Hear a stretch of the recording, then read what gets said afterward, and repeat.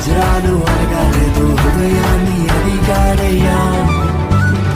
ఆస్తులను అడగలేదు, అంతస్తులు అడగలేదు, హృదయాన్ని అడిగాడయ్యా.